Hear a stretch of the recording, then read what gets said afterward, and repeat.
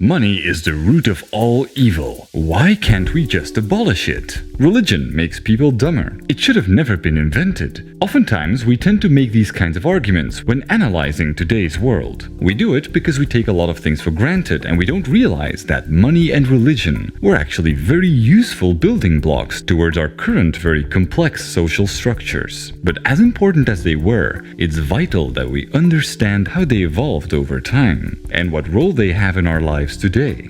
There were three great historical revolutions: the cognitive revolution of 70,000 years ago, the agricultural revolution of 12,000 years ago, and the scientific revolution of 500 years ago. In the cognitive revolution, humans developed advanced ways of communicating and thinking. For the first time in history, we began to think conceptually and gained the ability to imagine things. As a result, we created and popularized myths, gods, and religions, which served an important purpose as they enabled complete strangers to cooperate flexibly in larger and more cohesive groups. After the agricultural revolution, these groups became capable of producing enough food for the rest of the community so that we had more time to develop and produce all sorts of goods, such as pots, knives, and clothes. But since it was hard to find someone with whom to exchange goods, humans created money in order to facilitate trade. This later on led to the appearance of transaction networks between civilizations and dynamic markets. Human societies grew even larger and more complex. Each community had its own religion and social norms, their own culture. Soon enough, empires started merging many small cultures into fewer big cultures. To ensure social stability, emperors established fundamental laws that were based on the wisdom of a religious authority.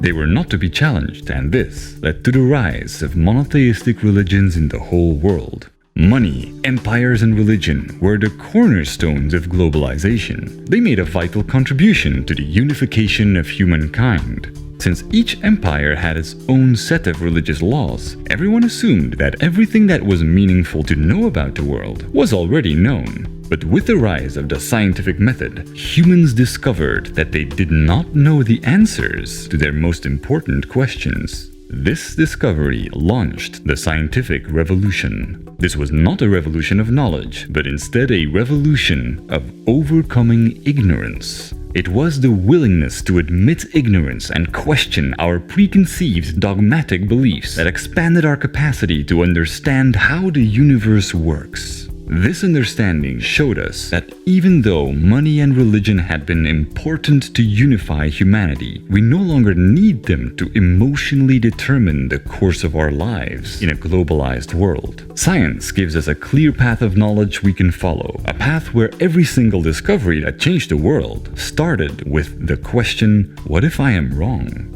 Most of us carry around dogmatic beliefs that inhibit us without even realizing it.